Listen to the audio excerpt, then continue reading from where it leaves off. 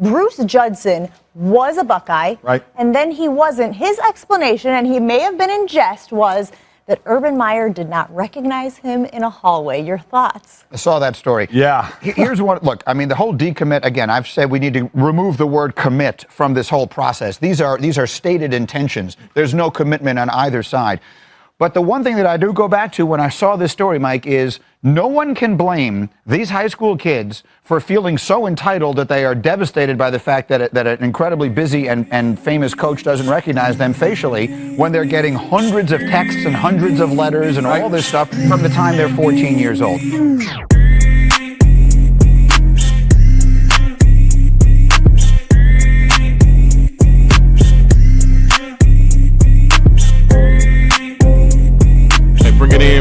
Bring it in. How's everybody doing out there in Daddy's Ball world? We had to do this podcast without Frankie Robb, like I told you in the last episode. He's in Alabama with his son enjoying Old St. Nick. But we have a very, very, very special guest today. We have Bruce Judson Jr., the superstar, all-purpose, everything, quarterback, running back, slot from Cocoa. How you doing today, Bruce? How you doing, Mr. Wade? I'm doing all right, man. So we're just gonna get your whole story and everything. So because people want to know. People been following you a long time, man. You're like a Florida legend. You're not like a Florida legend. You are a Florida legend. But your story continues, man. So first of all, I want to congratulate you. You just had a child. You had a daughter, right? Daughter or son? Yes. Our daughter, sir. A daughter. All right. What's the name? Her name is Nala. Nala, how old is she? She only 4 months. 4 months old, man. How has it been a dad, man? First Father's Day. It's cool. I mean, I like it. Keep you really focused and just keep you really you just know you really have something like you working for and something like you coming on to. So that's real good. It really changes the game, when you got something that you wake up to, beautiful like that, and really gives you focus. But let's go ahead and get started, man, because we got a long story with you. I got a lot of things, because I was talking to you earlier. Got a lot of things that people can learn from you and a lot of things, good topics we can discuss. All right, we can start back from, like, your first playing days, man. How did you start playing sports, and what did you play? I started playing sports when I was like 4, but it was like flag. But I had like those, the gear and stuff I put on. But when I had started playing South Central, Taggart, Orlando, Florida. So that's where I was born and raised. So that's who I played for growing up and until high school, really. So I moved to Cocoa. Okay. All right. And we talking basketball, football, and a little baseball too? I ain't really mess with baseball. I only like football, basketball, and track. Okay, football, basketball, and track. That's good because, like you reminded me before, first time I ever seen you was playing with what was that team? Orlando Tigers or what was it? AAU? I had played with Team Future. Shaquille O'Neal basketball team. Yeah, Shaquille O'Neal's son. What was that son's name? Sharif O'Neal. Sharif O'Neal. That was him actually. Was it? If that I didn't know that was him because I thought the kid was kind of fat. We had him on the team. We had Calvin Ashley that was at Auburn. He's at FAU. We had Seven Banks who was at Ohio State right now. Okay. We had a lot of people we have Braxton Clark. He played at Nebraska. We have a lot of people in still my basketball team right now. If they're not playing Division I football, they playing Division I basketball.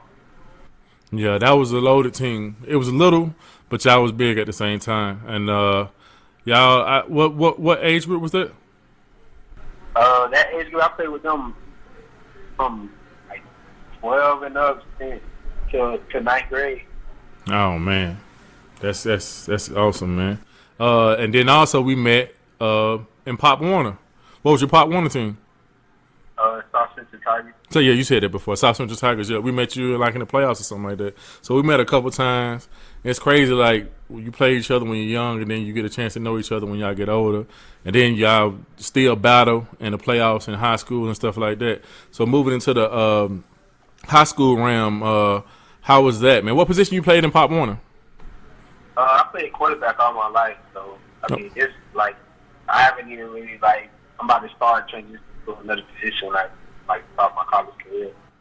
Okay. So going into Coco, how was that? Any trouble things, anything happened that what happened in Coco? Basically, like far as like going into college wise. No, not college, just high school. Just high school. I mean, was it good that they only had you playing one position, or going back, do you wish you could have changed more other positions, or what?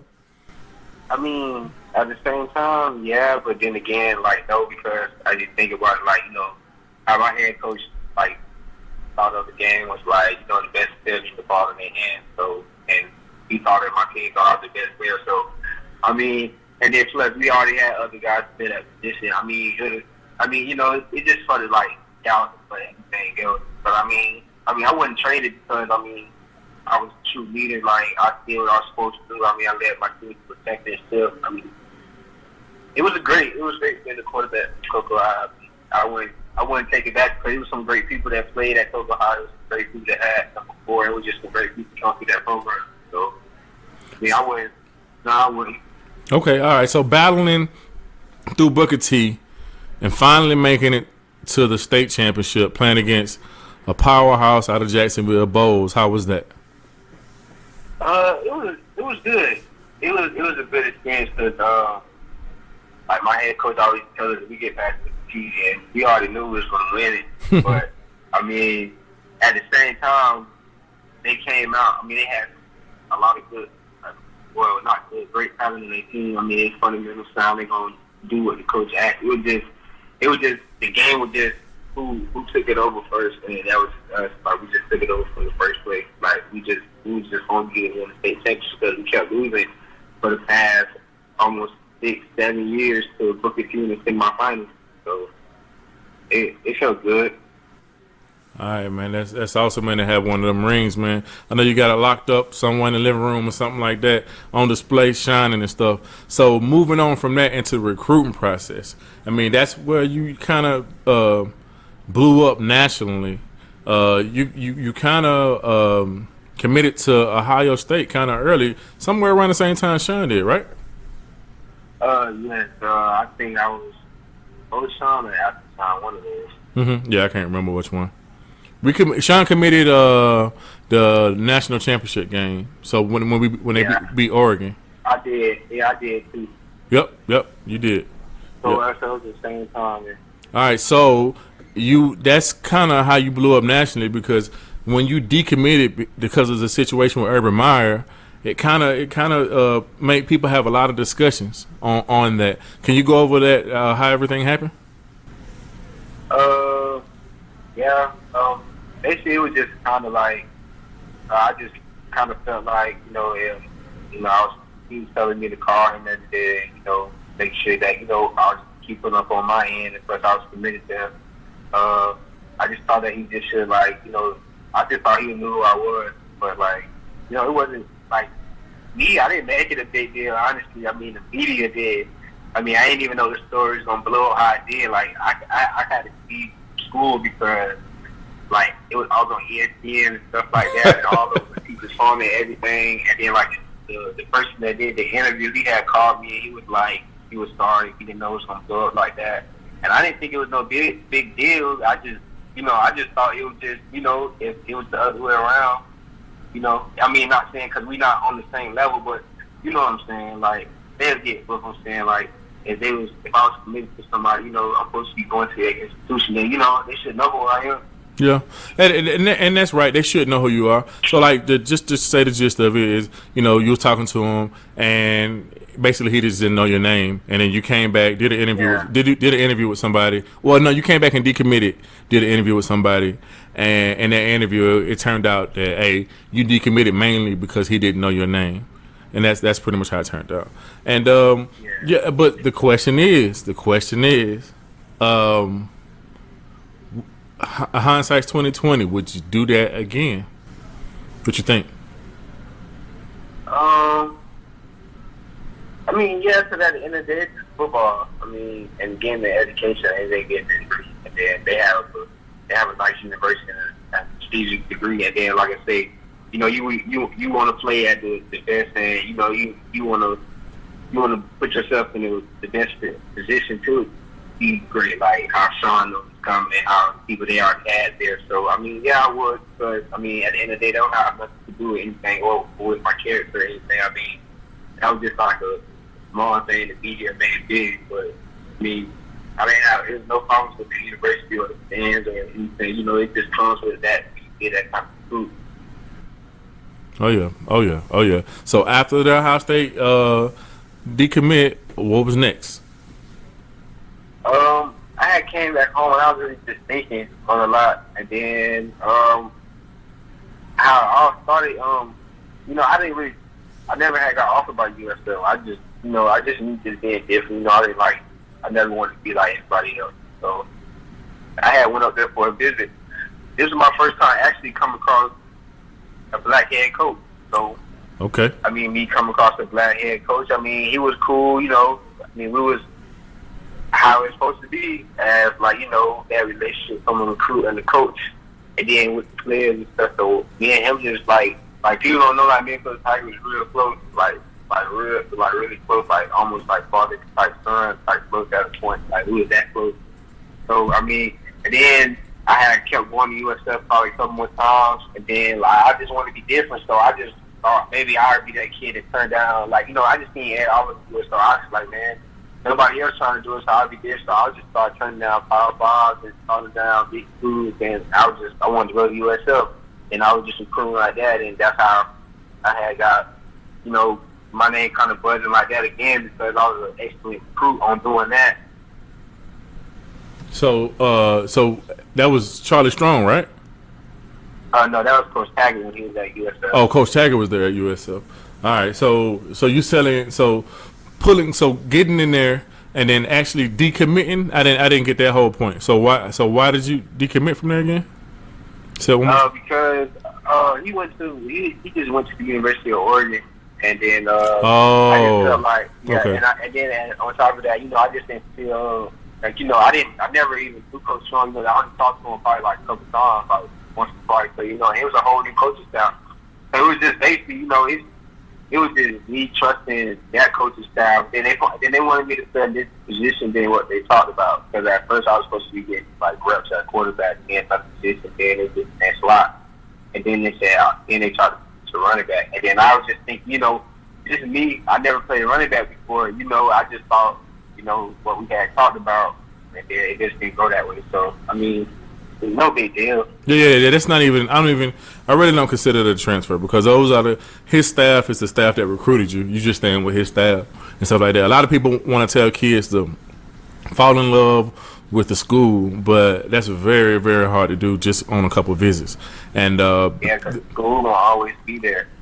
Yeah, the school gonna always be there, but you talk to the coaches and the coaching staff and people like that. So those are the people that you know, mentor you, talk to and stuff like that. So those are the people you kind of cling to and have a relationship with.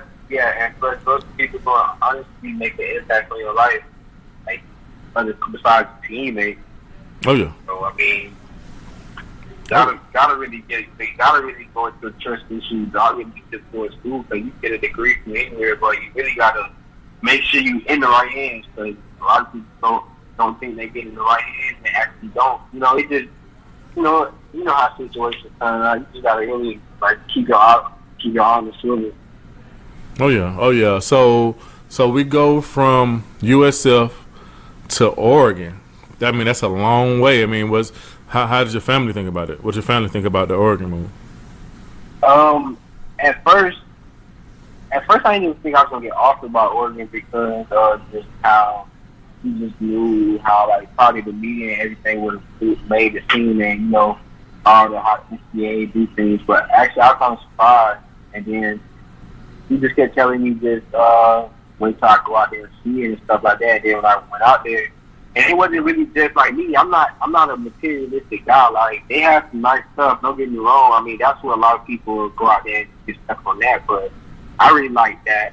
You know, they have like careers and jobs you can get into, like, while you're there. Like, I have a couple of my my friends I got recruited with that the recruiting class I was in, they're in France right now instead of being home for the summer, like, you know, painting portraits and enjoying life. You know what I'm saying? Like, they had a lot of different things, and what really stood out to me is, like, if I'm not mistaken, when I was on the tour, the dude said Phil Knight had designed where they knew how far and how many distance is between to everything on campus, from the stadium to just academics to just things around campus. So, you know, like, I like that because it's like, you know, that you want to be late to a place, or, you know, you wouldn't be able to try to do this and not get to this place on time, because, like, it was like, it really in Nike world, kind of like, it was really cool just being out there. Like, I just like to play, you know, it was just different, you know. I just want to be different. Like, not too many people were trying to go out there to Oregon to, you know, that 17 class.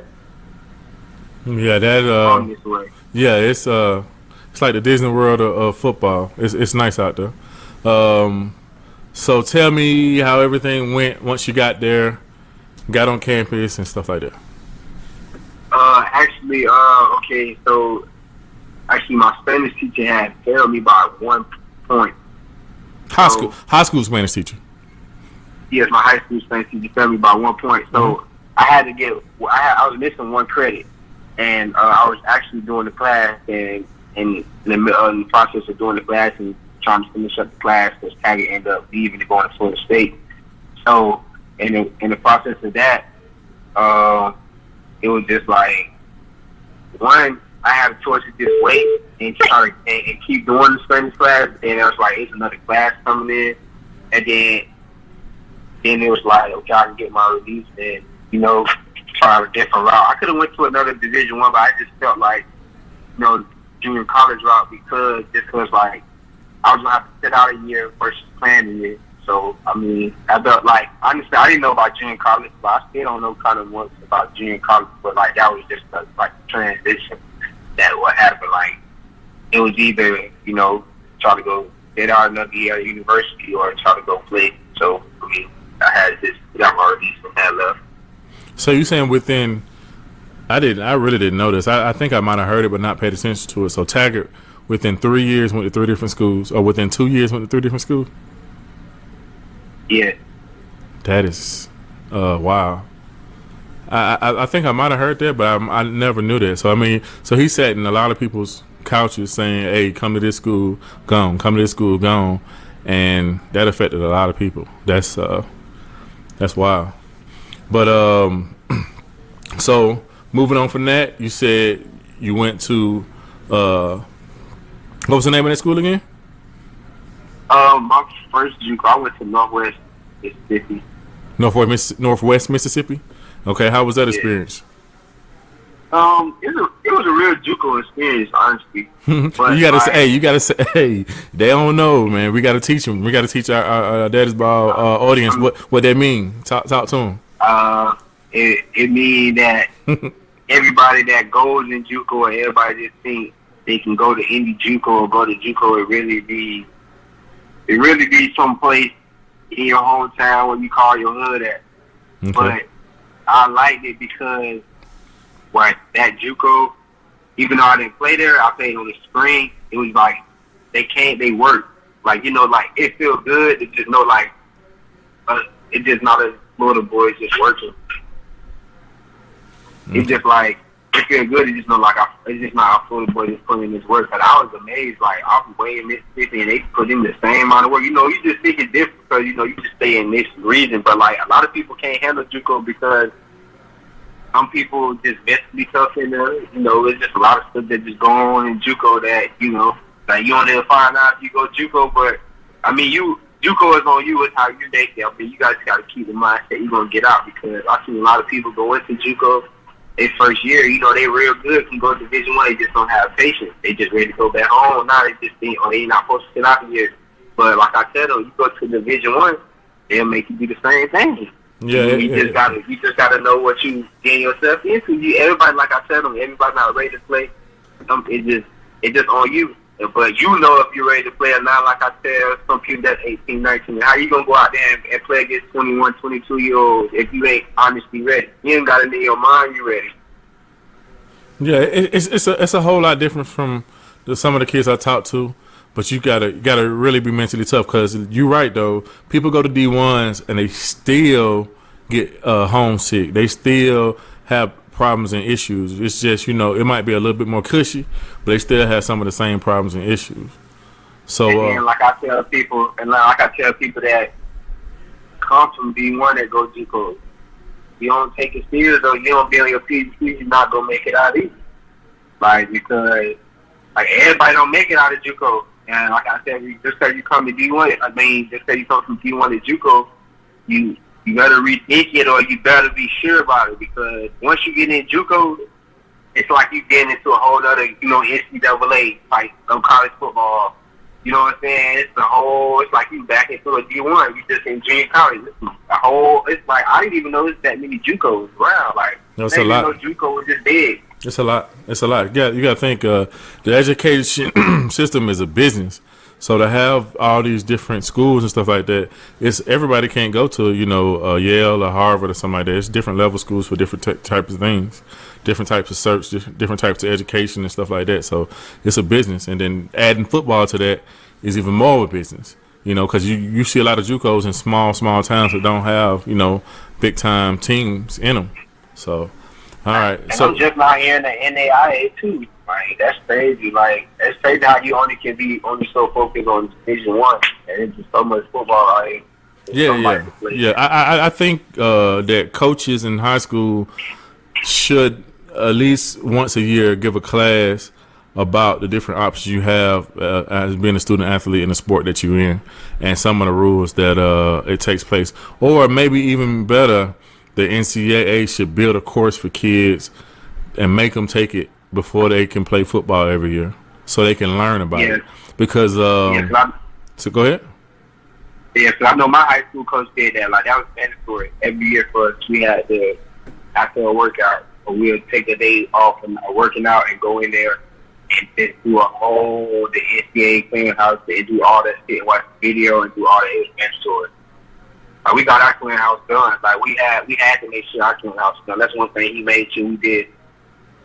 Yeah, that's good. That's good. A lot of people are real scared about the clearinghouse, but it's not that hard to do. It's just real long. That's it. It's not that hard to do. But so that experience with that JUCO, how long did it last? I only been in JUCO probably about 2 years, year and a half, too. Okay, and how far are you from getting your associates?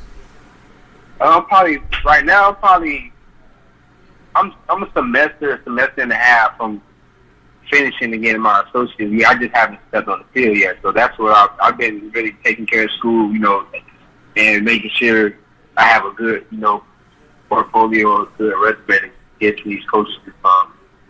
Okay, and like we talked before, we talked about the next step as far as picking the next school that you're going to go to, because right now you're back home, right? Yes, sir. I just came back home. I just came back from college at King. Okay. So I just finished up there.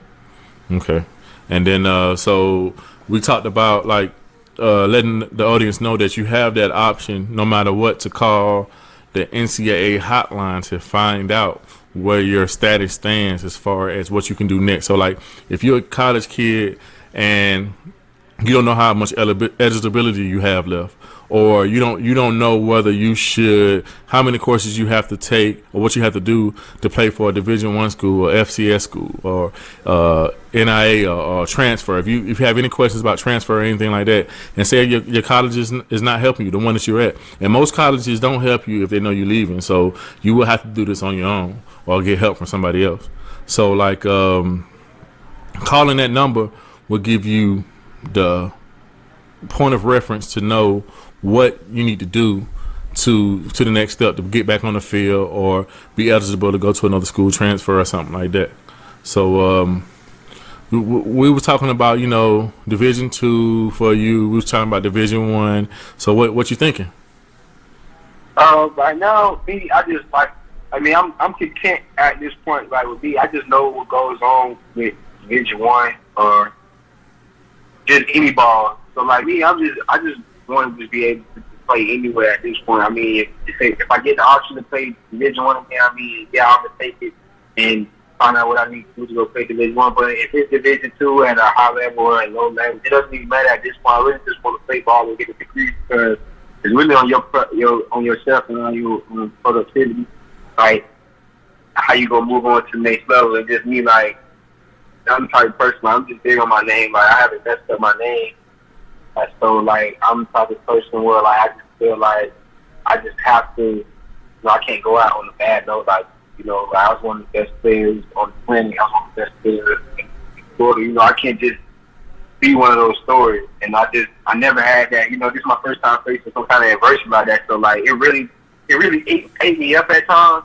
But at the same time, I'm not that kind of person that ain't gonna be sour or anything like that. You know, everything to me is just people deserve to be in that spot or work to be in that spot. So it's just me a matter of time, me working myself and getting back into that spot. Cause like it's just a real eye-opener. You knowing that, you know, it's just gonna start with you. You know, it's another group coming in, another generation, just another class. You know what I'm saying? So you just gotta understand this. You know, it's on you, and no matter how. Like me, I feel like I've been out of football 3-4 years. It's only been a year and a half, 2 years, but it's just like people say, I don't wait for nobody. So I mean, it's just me getting back on the ball, just me putting myself back in that position and be where I used to be. Yeah, you're right. Like I told you, like we talked earlier, you know what I'm saying, get that information from the NCAA. My advice to you is to whatever, if it's say if you got, I don't know, say if you got 4 more classes to take, you know, I would go ahead and knock them classes out this summer and make myself eligible to go to any school. Go ahead and get my associate's degree. Like I said, I would go to my local community college and go ahead and get my associate's degree. So now, hopefully, I can go Division I, Division II, whatever it is. And then, I mean, like I said, you got to think about what degree you want to have also, like what you want to be as far as after football or whatever. But if you I just feel like you make yourself more marketable if you go ahead and get that associate degree and then make your move to what you want to do. Because the one thing we haven't been saying, and I'm going to have another guest come on the show talking about JUCO, is just that JUCO life is so much different than recruiting. So much different. It's like if you were to see how a coach or whatever talks to a JUCO kid versus talking to a recruiting kid from high school, it's totally different. And then a lot of JUCO kids don't go with their parents. So, like, you do a lot of stuff on your own, do a lot of conversations on your own. I mean, was that like that with you or what? Yes, it was. It was like, well, basically, I talked to some JUCO coaches. I'm bone, you know, but at the end of the day, you know, you're going to need your parent because you got to make sure, you know, you just ain't getting yourself anything like that. That was just me. I just thought, you know, since I knew the recruiting process already, and I just knew how it was handled, you know, and he just made it to the point where, like, you know, my mom believed, but it was just to the point where, like, me, just like, you know, I'm a chance from the University of Oregon, like, I'm not even supposed to be home right now. So I was just trying to jump into a college, you know, get this thing rolling again. And then, boom, that had happened. I had found out that basically put me in non-credible class, non-transfer class, but to keep me 2 years. When I found out I was like a non-qualifier, I found out I was a partial qualifier. I just found that out too, like you say, through the NCAA clearinghouse and all that. So, I mean, like just like that shit made a big difference. But since I've been like those grades on my transcript, you know, they don't transfer. So, you know, I gotta find it's like, you know, it's a lot of loopholes and stuff that JUCO did. You coming straight out of high school, or you coming straight from Division I to JUCO and already played, and you know all you need is a couple, like 12 hours the minimum, and you gone. You know, so it's a different situation than what I was in. So you really got to need your parents, need your resources. But I mean, at the same time, you know, a lot of coaches ain't out there to do that to you. So you just got to make sure that you just following in your heart and your mind, because at the end of the day, it's like your decision. So you can get out there and make that decision, and then that could cost you, because you might want to go back home, and you going back home to cost you because you probably need that semester, or that coach ain't tell you, he put you full time, and you ain't need to be full time. That could have cost you a whole year of you playing a Division I ball. Now you gotta go take D2, D3. You know what I'm saying? Like that's the little things people don't even know. Yeah, you hit a big point that I want to go back to. All right, about power of a year, like power of a year. So I'm gonna give you a perfect example of that. So like when you have power, like what college, a lot of colleges do is they make sure they give you classes that really don't go towards your AA, so it's harder for you to transfer. So they give you fluff classes. If you don't watch it, they'll give you fluff classes that they might count towards your degree, but they don't count towards your associate's degree. They count towards your bachelor's, but they might not count towards your associate's degree. But when you in college, you got 2 or 3 years of power, in my opinion. So you go as a freshman. If you don't like that school and you want to transfer, according to the rules right now, you can transfer immediately and play after your freshman year. So to me, that's a year of power, because you can, if you don't like it, you can leave. You can go to a JUCO play for you and go right back to a Division I. All right, but after that second year, that's not a year of power. That third year, if you're an early enrollee, that's a year of power, because after that third year, you can graduate and go anywhere you want to go. So on those type of years, that's when the colleges have a lot of control over you, meaning they can treat you a certain way, in my opinion, because you don't have a choice really to leave and go, unless you want to leave and not play. But to me, leaving and not playing is not an option for most kids. Most kids don't want to do that. They will do that, but they don't want to do that. And one thing I say about when you're leaving and you're not doing that, so a lot of times when you're out of school and all of that stuff, like when you on a treadmill, it's like being on a treadmill. So when you're not going forward or whatever, you're actually going backwards, in my opinion. Even if you're not doing that negative, it's a lot more of a chance to get into a negative situation because you're not moving forward. And it's very, very important to know that, and to know your rights and the things that you have, and the NCAA rules, even though they're hopefully going to change real soon. But those, to me, those were taught to me, those are the years of that you have power if you don't like the situations that you're in. And like you said, that's true. They will give you fluff classes if the parents or the kids don't watch out. And a lot of times they give you fluff classes too because football season is going on. They don't want you to take that hard class during football season. They want you to take that easy class. So that's something, as a parent, you got to jump in there and say, hey, he's a student athlete. And that brings me into the Independence Last Chance U. How was that? It was good. Only reason why I didn't really play because I had treated my groin and my hamstring last year at fall camp. So I just didn't really want to throw a year away and JUCO.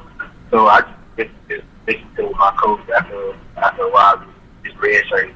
And then after that, I came back and started practicing again. And then that was really about it. But I mean, the experience, it was good. It had a lot of ballers taking place. It's like I said, JUCO is the eye opener because it's not kind of like, to me, it's not kind of like a Power 5 or a university, this top name university. I mean, you're going to see some kids where you're going to be like, body in the ear. Or you're going to be like, they'll say they never had offers or just how their school was. Or you hear some crazy stories like they didn't even care about school, they just play football. Like, you just hear a lot of crazy things. But at Independence, I liked it there. Coach Brown, he wasn't to me, he wasn't hard coach. I mean, he wasn't hard to me. I mean, he just, if you say coach like that, or like my dad, been like that all my life, so I've been coached like that. So it was just really just being. It's just funny, but a lot of people don't know. It's it ain't like a movie. People think it's a movie. It ain't like a movie. They don't know the cameras. They don't know when the camera's gonna be there. They didn't know when the camera's gonna be certain place. It's really your regular life. It's really your regular college life. They just pick your best parts, I guess. It's not like no movie. How people think it. So when Coach Brown was there, when Coach Brown got relieved, was you still there or no? I had just left. I had just got my transfer to I came back. And you say pretty much it was overdrawn that he was a hothead. He was really a cool dude. I mean, yeah, he could be a high end at time, but I mean, like I say, you know, he just can't be one of them players. You know how the players be. They just be anything just goes. But he wasn't on the player. You know, he got your flaws and stuff. Shout him out. You know, he did that to me a couple times, and one time at practice, but I just wasn't one of those. You know, I don't get in trouble. I'm not one of those hard-headed kids or get in trouble or, you know, disrespect or anything. So that's really for the people that, you know, that do that. Yeah, if you one time to miss workout or something. Yeah, if you haven't been coached hard in Pee Wee ball or high school or something like that, you will be coached hard in college. I go back to, and Sean said the same thing. You know, Sean said, you know, that for his first year, that they was really trying to get in his head and really try to break him. I think one practice he said he kind of broke and got mad or whatever. But like, if you used to coaches getting in your butt, regardless, when you ain't up to par as far as that, when you're younger, it doesn't bother you at all. Some kids. And he said a lot of kids from up north and stuff like that, they get bothered and stuff like that. I guess they're not used to that, but down south, I know we definitely used to that type of coaching. I'm not sure. Right now, I'm just waiting for the next opportunity. You know, next thing looking open in my eye. You know, just gonna find out from the clearinghouse everything I need. Basically, I got all my years of eligibility. I haven't played yet. I haven't stepped on the field yet. I just been taking care of my school, making sure, you know, I just didn't have the same problem again coming out of high school with the image they had. They think I, you know, didn't have the grades or whatever. Because actually, for everybody out there, I did have the grades. You know, graduated, I had my diploma, walk, everything. It was just to get into Oregon. Then for me to transfer, just to me and to my knowledge, it was too late to try to transfer to a team, you know, especially, you know, just me being that kind of, my name and my profile, you know, a lot of teams had told me, you know, we had gave you an opportunity already and you know, you want to go to Oregon. So, you know what I'm saying? So that's what it is. Yeah, in the recruiting game, people are going to use anything they can instead of just saying we don't want you or we do want you or whatever. They're going to use anything they can to make it look like it's a reason or you did something wrong or whatever. But man, you just gotta keep staying focused, man. I got a couple of guys, since I talked to you earlier, I got a couple of guys that want to help you find some schools. Let's get that NCAA conversation going, so we know what we do when we talk to these guys. 'Cause I talked to a couple of guys that's what they do. That's their job, is help people get in school. And so what we're gonna do is we're gonna bring you back with those guys, and we're gonna come up with a conclusion of a path of what we're gonna do, man. We're gonna support you, man, and because like I said, your story is not final when it's not written. You know what I'm saying? You're writing your story right now, so you got to keep working hard. I know you're working out and stuff like that, right? Yes, sir. Yeah, man. Keep working hard, man, and we just gonna really kind of go from there, man. Any last thing you want to say to the kids out there, man? Because you know, it's a lot of kids out there, man, not taking their time wisely as far as with the social media thing, as far as getting ready for college. Because you know how hard it is when you get there. Like, it's a lot of people that just they're enjoying their recruitment, but they're not preparing for college. So you got anything you want to say to people like that? Number one, really, you know, like I tell everybody, like me, I messed up with, I didn't stay focused at the end of my high school. You know, I'm so ready to get from there. I ain't, like I say, I ain't finished the mission, I ain't finished the job. That's one thing you got to do. You got to finish the job, and basically, as soon as you walk across that stage, you got to really, in your mind, you got to really feel like, you know, you see your family from now, because it's a business. You can get in there, first day get hurt, it's a business. Next person gonna come on, next person gonna go and, you know, try to take the spot. And like they say, it's really, once you get there, you'll see, like, every year they're recruiting somebody to come start in your spot, no matter how long you've been there. So, and it's like when you get to college, you gotta, you know, you don't really have time for this and that, and then, you know, you don't have no time. You know, you gotta, if you ain't waiting, you ain't used to getting up already, training or programming your body to wake up at 5 o'clock in the morning to going back to sleep at 10, 11 o'clock at night, doing the same thing over again. Like, you don't want to play football. You don't want to play professional football. Like, you don't want to at a young age, I was perfecting my craft. I was, doing little things. Like, YouTube is a big thing now. You go on YouTube. YouTube is a big source. Just your IQ. Your IQ gonna take you a long way. That's why with me, I have a strong IQ for things, especially with sports. So you gotta use what God gave you. You gotta use what you're putting into, effect, and you gotta go and apply, because college is not gonna stop for nobody. Not college football, because the game will keep rolling, and it's at a fast pace. So basically, what college football is, for people out there that don't know, it's for people that's ready to come in and play right now. It's not for nobody that's going to wait and try to wait, because it happens for some of them. It don't happen for a lot of people. The people that come in that's ready, they be the ones that you see ready for the next 3, 4, if they get a 5th year to play. They got to stay focused. Oh, yeah. You're right, man. Hey, man, I really, really appreciate you coming through, man. I'm not gonna wish you well, because you know what? I'm walking with you through it, man. We're gonna keep communicating. As a matter of fact, we're gonna holler at each other tomorrow. You know what we're gonna do, and we're gonna walk through this, man. We're gonna have, like I said, I'm gonna bring you back. We're gonna talk to some other people. We're gonna have another conversation, and then when you get to that next level, we're gonna have another podcast. Let everybody know what's going on with that, man. So thanks for being the first student athlete on Daddy's Ball, even though you are a daddy now, you know what I'm saying? But I appreciate it, man. It's been great following you all this time. I keep on following you, man. I appreciate it, man. I appreciate it, Mr. Way. I really do. Thank you, man. All right, I'll talk to you later on. Okay, thanks. All right, bro. We'd like to thank Bruce Judson for that awesome interview. He really gave us a lot of information. So I'm going to go back on a couple of things that we talked about. We talked about JUCO, which stands for junior college. It's a place where a kid that didn't qualify for Division I, Division II, Division III NAIA schools can go. And basically what you have to do when you get there, the requirement to leave and get into that next level would be getting your AA degree. So getting your AA degree will enable you to go to the next school. So that's why when a lot of kids say they go to JUCO, the first thing I ask them is how many credits they got, how close are they to getting their associate's degree.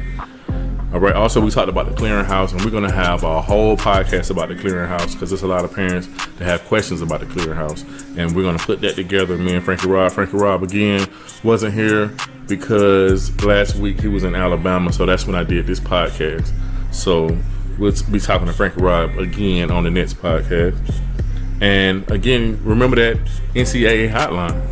That hotline is open from Monday to Friday.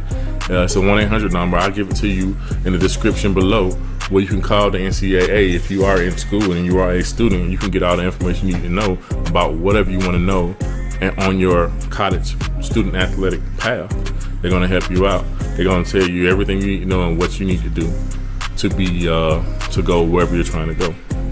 So that is the end of the podcast. Remember to follow us on Twitter, podcast_daddy, and we are out. Keep it smooth.